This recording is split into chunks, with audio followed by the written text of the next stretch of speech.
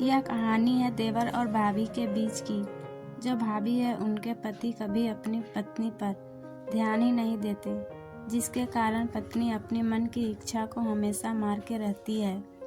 आगे क्या होगा आइए जानते हैं इस कहानी में। मुझे उम्मीद है कि आप लोग इस कहानी से कुछ ज़रूर सकारात्मक चीज़ सीखेंगे।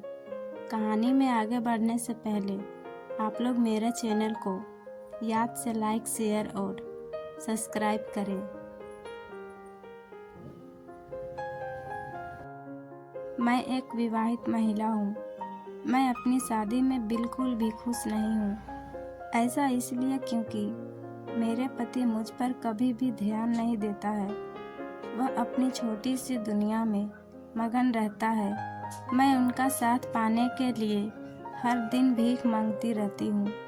शायद इसका एक कारण यह भी है कि हमारी अरेंज मैरिज हुई थी, इसलिए उससे मुझसे कभी भी लगाव नहीं हुआ। हालांकि मुझे भी इस शादी में कोई खास दिलचस्पी नहीं थी, लेकिन मैं इसके बाद भी राजी हो गई। ऐसा इसलिए क्योंकि मेरे माता पिता इस रिश्ते से बहुत खुश थे। यही एक वजह भी थी कि हम कभी भी एक दूसरे के प्रति आकर्षित नहीं हुए। हम केवल नाम के विवाहित जोड़े हैं जो एक दूसरे लोगों की तरह एक ही घर और छत के नीचे रहते हैं। हम कभी कभार ही संबंध बनाते हैं। ऐसा इसलिए क्योंकि वह एकदम उबाऊ आदमी है। उसे रोमांस के नाम पर कुछ भी नहीं आता। हम शादी के बाद केवल अपने हनीमून पर ही गए थे। उसके बाद हम आज तक कभी भी एक साथ बाहर नहीं गए। सच कहूँ तो उसका मंदबुद्धि व्यक्तित्व मुझे हर दिन उससे घृणा करने के लिए मजबूर करता है। वह केवल अपने काम में डूबा रहता है। उसका काम ऐसा है जिसकी वजह से उसे ऑफिस जाने की ज़रूरत भी नहीं पड़ती, इसलिए वह घर पर ही आराम करता रहता है। यही एक वजह भी है कि उसे दिन के हर मिनट में अपने कमरे में देखकर मुझे बहुत ज़्यादा निराशा होती है। वह बस बैठता है और काम करता है, यहाँ तक कि लैपटॉप के सामने खाना भी खा लेता है। वह एकदम आलसी और सुस्त है। उसे केवल एक चीज़ पसंद है, वह है घर में बंद रहना। ऐसा नहीं है कि हमने इस बारे में बात करने की कोशिश की, लेकिन इसका कोई फ़ायदा नहीं हुआ। मैंने उसे इतने हिंट दिए कि हमें साथ में डेट पर जाना चाहिए, लेकिन उसका रवैया ज्यों का त्यों है। इस कहानी में ट्विस्ट यह है कि मेरी निगाहें मेरी पति को नहीं बल्कि कमरे से बाहर मेरे देवर को ढूंढती रहती है। दरअसल मेरा देवर बेहद हैंडसम, यंग और फिट है। उसका व्यक्तित्व अपने बड़े भाई के बिल्कुल विपरीत है।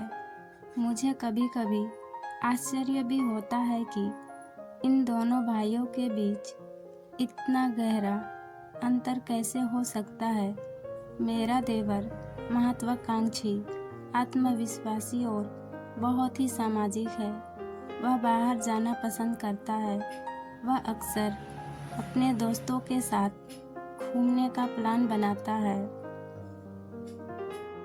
यही नहीं, वह जब भी काम पर जाता है तो इतना एक्टिव लगता है कि मैं खुद को उसकी तरफ आकर्षित होने से रोक नहीं पाती हूँ।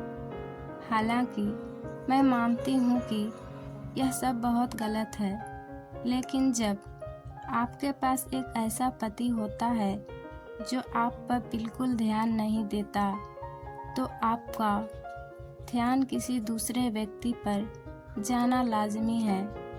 मैंने अपने देवर के लिए व्रत रखा है। मैं आपसे छिपाना नहीं चाहती, मुझे अपने देवर से प्यार हो गया है। उसमें वह सब कुछ है जो मैं अपने जीवन साथी से चाहती थी। हमारे व्यक्तित्व पूरी तरह से मेल खाते हैं। वह मेरे साथ हंसता है, मजाक करता है और यहाँ तक कि मेरे पति को मुझे यात्रा पर ले जाने के बारे में भी बोलता रहता है।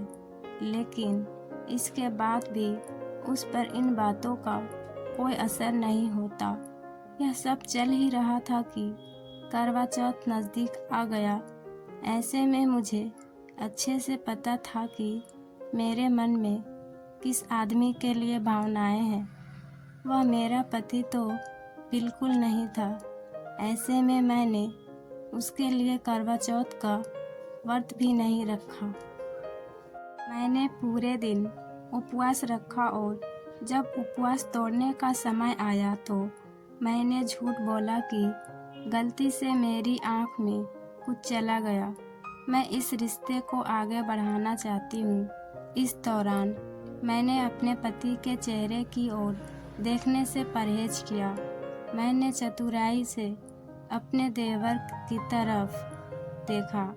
फिर चांद को देखने के बाद मैंने अपना व्रत खोल लिया। हालांकि किसी को भी इस बात का एहसास नहीं हुआ कि मैंने किसके लिए करवा चौथ का व्रत रखा। मेरा मानना है कि यह महसूस करने की दिशा में पहला कदम था कि मेरे देवर के लिए मेरी भावनाएं क्या है। मैं उसे बताना चाहती हूँ कि मैं उससे बहुत ज़्यादा प्यार करती हूँ। मुझे बस अपनी इच्छाओं पर काम करने का एक तरीका निकालने की ज़रूरत है।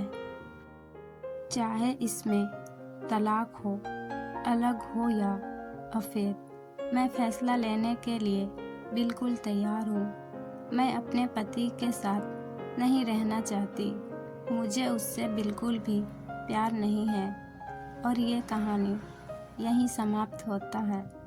कहानी कैसी लगी आप लोग कमेंट में बताएं और साथ ही साथ लाइक शेयर करें। फिर मिलते हैं एक नई वीडियो के साथ।